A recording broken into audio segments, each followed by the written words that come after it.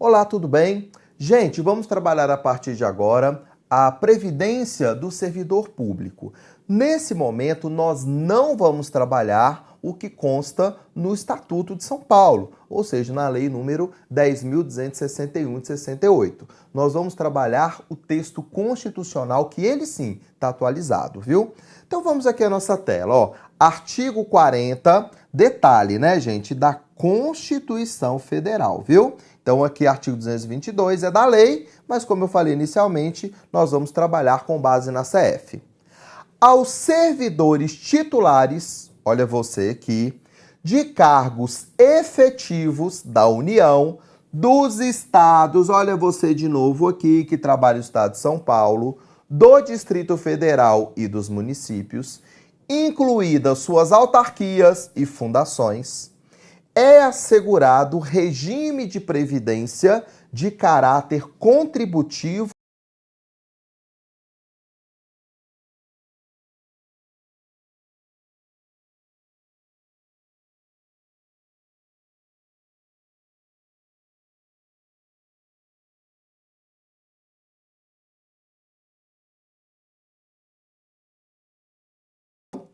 e inativos e pensionistas. Gente, o aposentado também ele paga previdência, viu? E o pensionista, né? Quando o servidor ele vem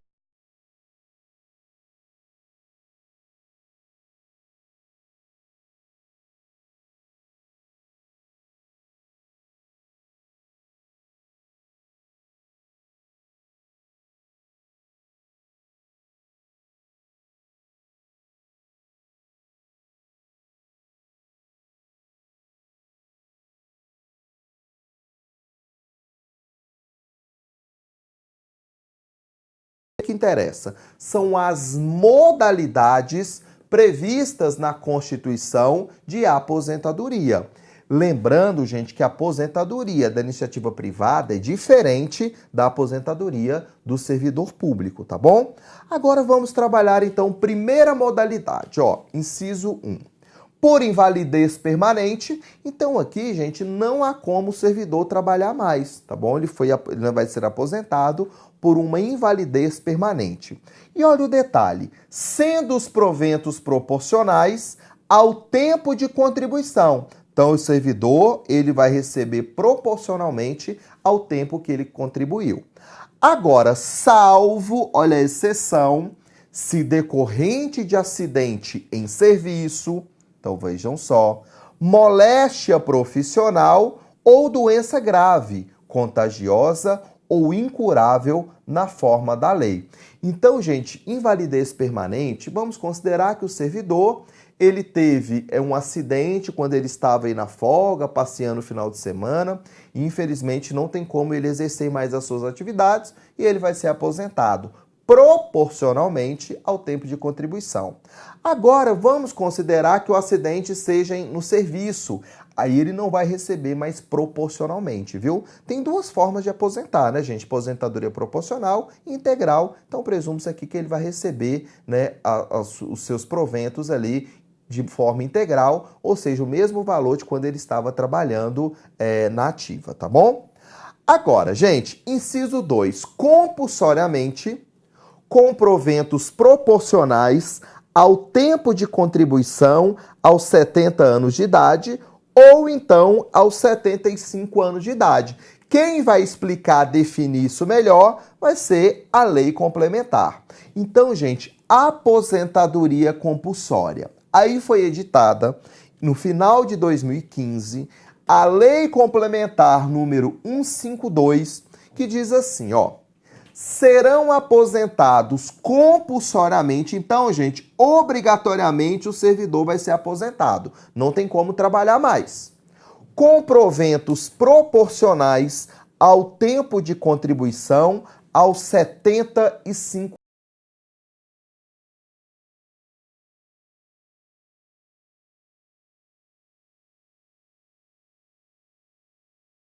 de idade, né? Presente de grego, mas tudo bem. Gente, então quem vai aposentar, né, de forma compulsória aos 75 anos? Os servidores titulares de cargos efetivos, você está aqui, da União, dos estados, olha aqui você novamente aqui, do Distrito Federal e dos municípios, incluídas suas autarquias e fundações. Então você, que com certeza será aprovado no concurso, você vai poder trabalhar até aos 75 anos, viu? Quando, completando os 75 anos, aí ocorre a aposentadoria compulsória. Gente, os membros do Poder Judiciário, os membros do Ministério Público, os membros da Defensoria Pública e os membros dos Tribunais de Contas, e dos Conselhos de Contas. Então, toda essa galerinha aqui vai aposentar de maneira compulsória quando completar 75 anos, viu? Então, no dia do aniversário, 75 anos, tem que aposentar, não tem como trabalhar mais, viu? Agora, gente, voluntariamente, olha aqui, desde que cumprido o tempo mínimo de 10 anos de efetivo exercício no serviço público e 5 anos no cargo efetivo em que se dará a aposentadoria, observadas as seguintes condições. Então, para o servidor ele aposentar de maneira voluntária, ele tem que cumprir 2 requisitos inicialmente, ou seja, ter no mínimo 10 anos de serviço público e dentro desses 10 anos, 5 anos de serviço devem ser no órgão ao qual vai ocorrer a aposentadoria. Então, exemplo, o servidor tem 12 anos de serviço público, perfeito, já cumpriu o primeiro requisito, mas ele tem apenas 3 anos de exercício no cargo onde ele vai aposentar, onde vai acontecer sua aposentadoria. Ele vai poder aposentar? Não, tá vendo? Por quê? A lei exige que tem que ter no mínimo 10 anos, sendo desses 10 anos, 5 anos no cargo onde vai ocorrer a aposentadoria, viu? Então, primeiro requisito. E agora, vamos aqui falar sobre a idade, tá bom? 60 anos de idade e 35 de contribuição, se homem. Então, vejam só, gente, o homem, quando ele completar 60 anos de idade e 35 anos de contribuição, ele já pode solicitar a sua aposentadoria. Gente, tem que ser os 2 requisitos cumpridos ao mesmo tempo, viu? Vamos imaginar, um servidor começa a trabalhar com 20 anos. 20 anos começa ali a contribuir, viu? Seja na iniciativa privada, no serviço público, ou seja, 20 anos começa a contribuir para a Previdência. Gente, quando esse servidor completar 35 anos de contribuição, ele vai ter 55 anos de idade. Esse servidor vai poder aposentar com 55 anos de idade?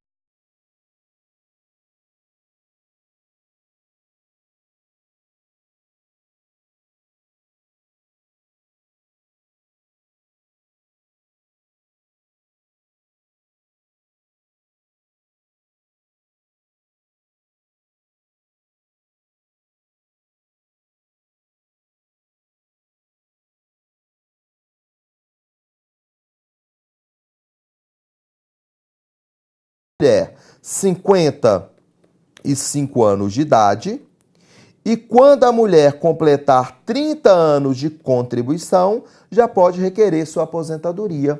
Aí vamos lá, uma servidora, começou a trabalhar com 20 anos de idade. Então, com 20 anos, ela começou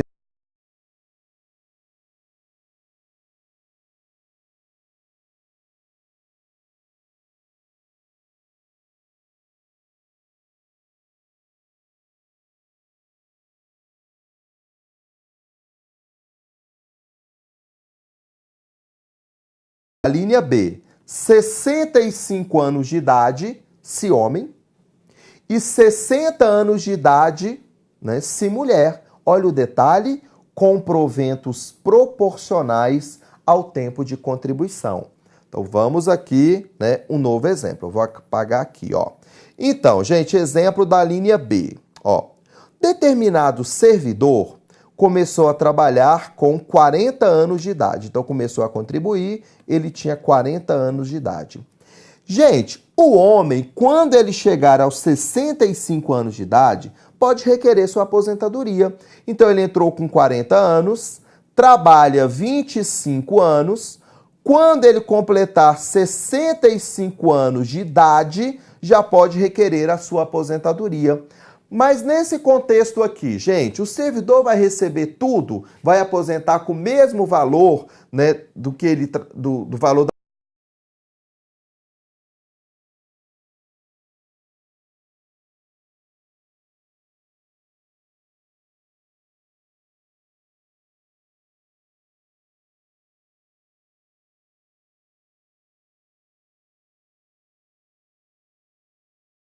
como base 25 anos de contribuição. Se quiser trabalhar mais, pode trabalhar, né, até completar 75 anos, porque no dia que completar 75 anos vai gerar a aposentadoria compulsória, viu?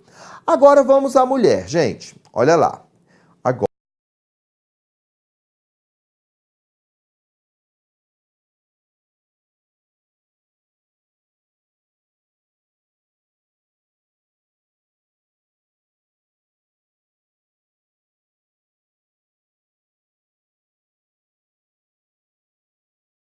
gente, quando essa servidora chegar aos 60 anos de idade, desculpem aqui, ó, né, mulher é um pouquinho menos, chegar a 60 anos de idade, vai poder requerer aposentadoria. Ela vai ter trabalhado quanto tempo, gente? 23 anos.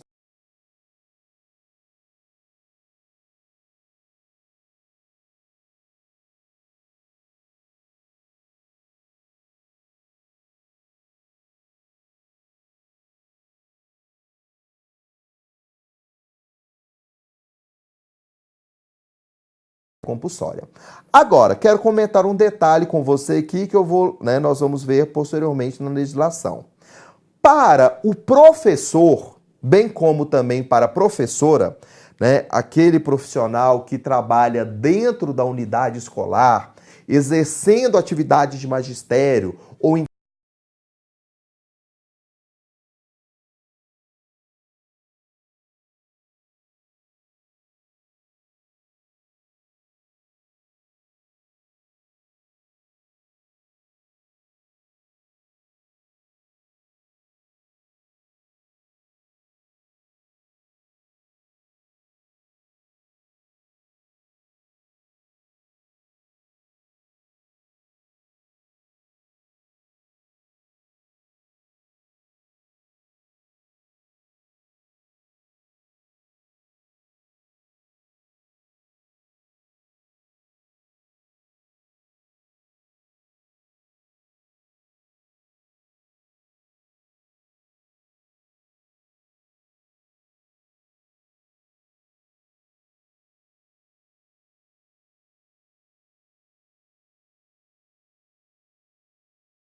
50 anos de idade, tendo contribuído 25 anos, perfeito? Então tem a redução aqui de 5 anos apenas na linha A, viu, gente? Na linha B, não, de maneira alguma, perfeito? Agora vamos lá, gente, parágrafo 2º, ó. Os proventos de aposentadoria e as pensões, por ocasião de sua concessão, não poderão exceder a remuneração do respectivo servidor. Então não pode, gente, a aposentadoria, o valor da aposentadoria ser maior do que o valor da remuneração, tá bom? No cargo em que se deu a aposentadoria ou que serviu de referência para a concessão da pensão. Parágrafo 4º, gente. É vedada a adoção de requisitos e critérios diferenciados para concessão de aposentadoria aos abrangidos pelo regime de que trata esse artigo. Então, o que eu quero que você lembre em sua prova? Ó, que inicialmente todos vão aposentar da mesma forma, porque a lei diz, ó, é vedada a adoção de requisitos e critérios diferenciados. Então, inicialmente, todo mundo vai aposentar do mesmo jeito.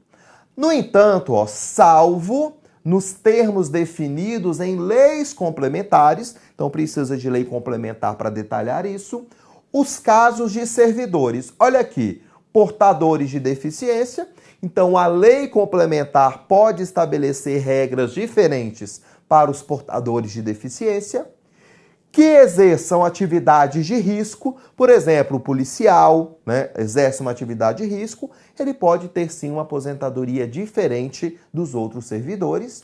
Também, cujas atividades sejam exercidas em condições especiais que prejudiquem a saúde ou a integridade física. Quem trabalha em subterrâneo, trabalha, né, em local insalubre, tá vendo? Que a saúde vai sendo prejudicada aos poucos, né, vai ter uma aposentadoria diferente dos outros servidores. Só que tem que ter uma lei complementar para explicar, para detalhar o tema.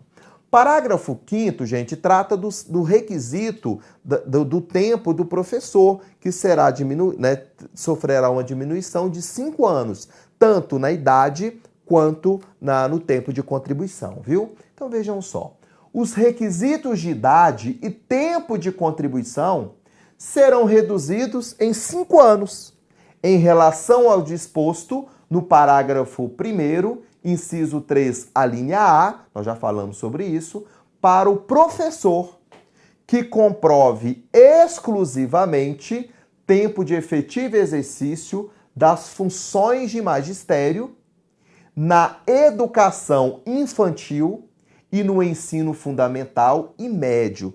Detalhe, gente, professor universitário, universidade, não tem essa redução, viu? É só para educação infantil, ensino fundamental e também o ensino médio, perfeito? Vamos voltar aqui na tela, vejam só. Vamos falar, gente, sobre assistência ao funcionário. Artigo 233. Nos trabalhos insalubres executados pelos funcionários, o Estado é obrigado a fornecer-lhes gratuitamente equipamentos de proteção à saúde. Ótimo. Ao funcionário é assegurado o direito de remoção para igual cargo no local de residência do cônjuge, se este também for funcionário e houver vaga. Então, gente, nós temos ali cônjuge, né? Nós temos o casal e um cônjuge é removido para outra cidade. Perfeito? E lá nessa outra cidade tem órgão do outro cônjuge. Os dois são servidores do Estado de São Paulo. Para não separar a família, o que vai acontecer? Esse outro cônjuge tem direito a ser removido também para, né, não desamparar, não desagregar a família, viu? A Constituição, gente, protege a unidade familiar e a lei veio apenas ali confirmando esse direito, tá bom? Então, olha aqui o 234, ó. Ao funcionário é assegurado o direito de remoção, então será removido também, para igual cargo no local de residência do outro cônjuge, se este também for funcionário e detalhe, e houver vaga.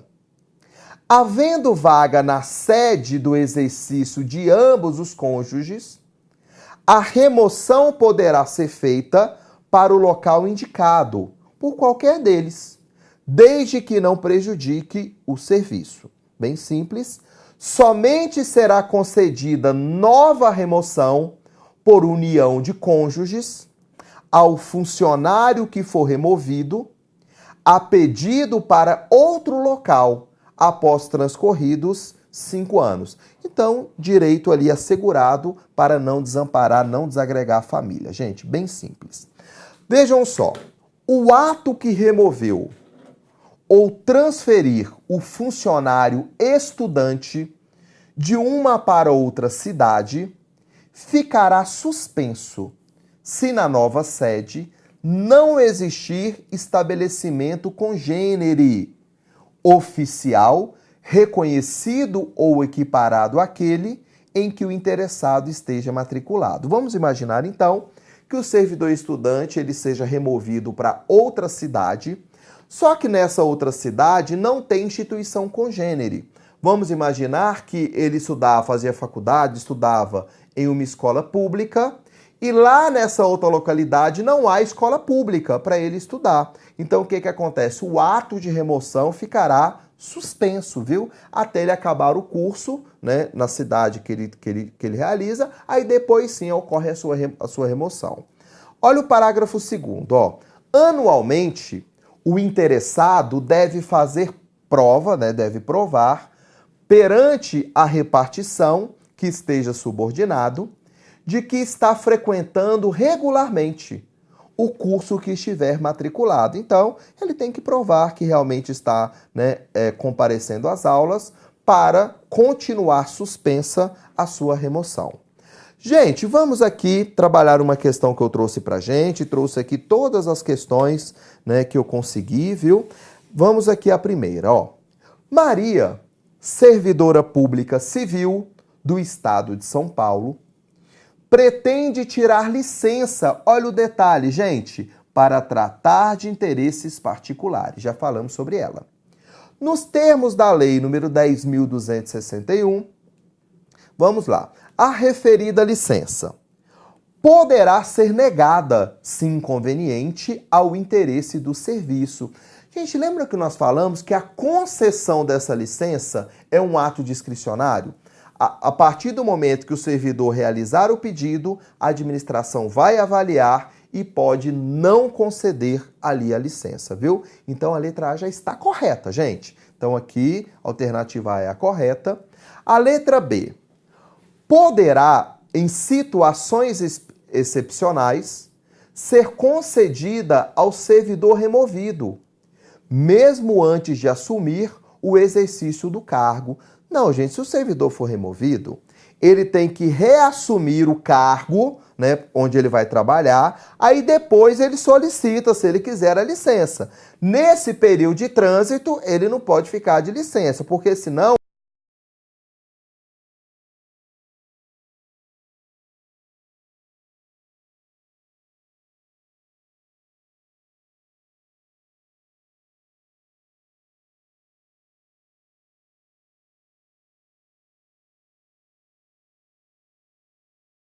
do período de 5 anos, não, período de 3 anos, né?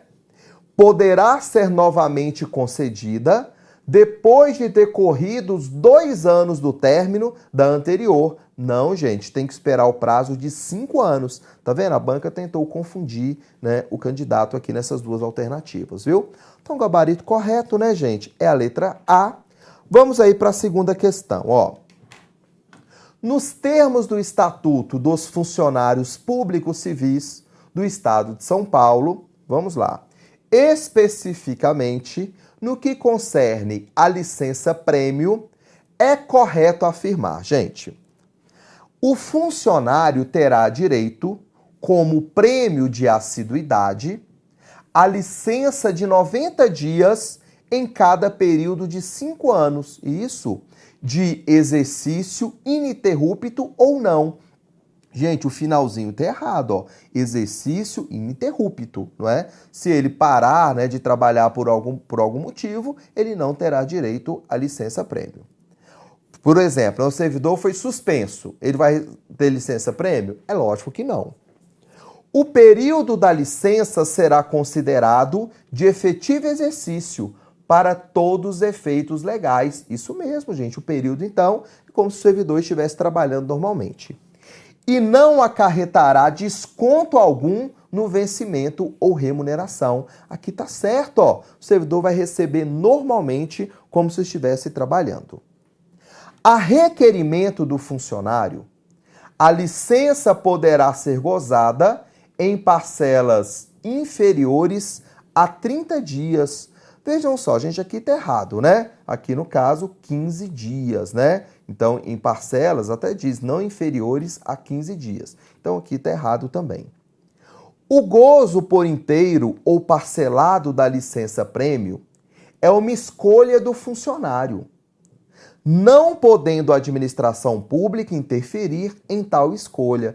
Gente, né, o servidor faz o pedido e a administração vai avaliar se naquele momento, né, o servidor ele vai tirar a licença. Então, representa uma atividade discricionária da administração, né, o efetivo gozo da licença. O servidor ele tem direito, tudo bem, Mas o prazo para ele tirar a licença, isso daí é uma atividade discricionária da administração, viu? O momento, né, que o servidor vai tirar a licença, isso é discricionário.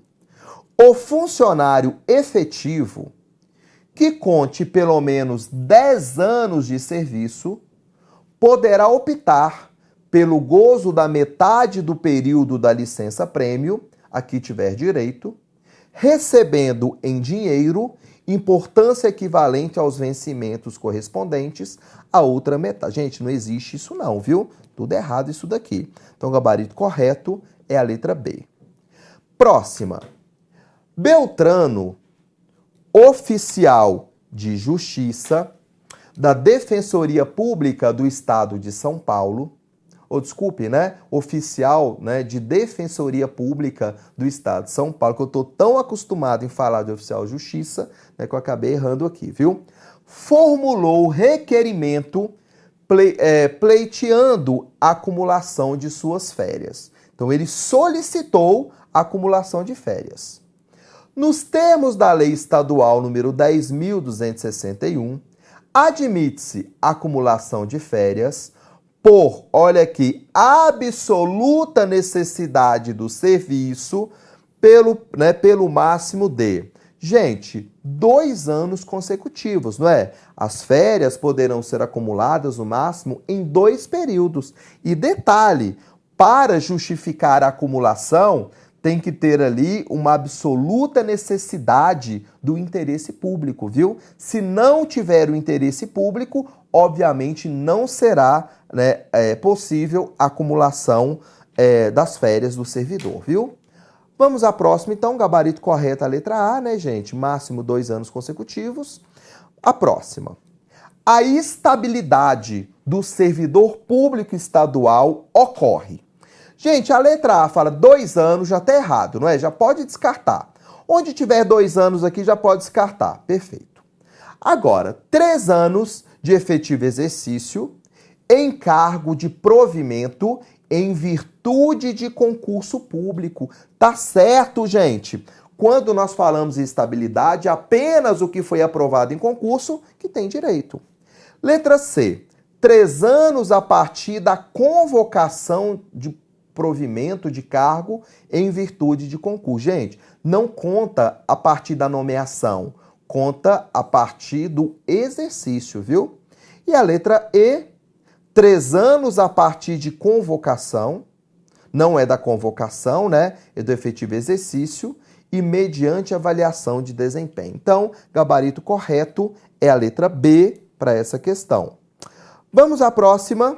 Ah, gente, acabou então. Ó, então encerramos, viu? Meu tempo também está esgotando. Próximo bloco nós vamos continuar a trabalhar essa lei tão importante que com certeza será objeto, né, de cobrança em sua prova, viu?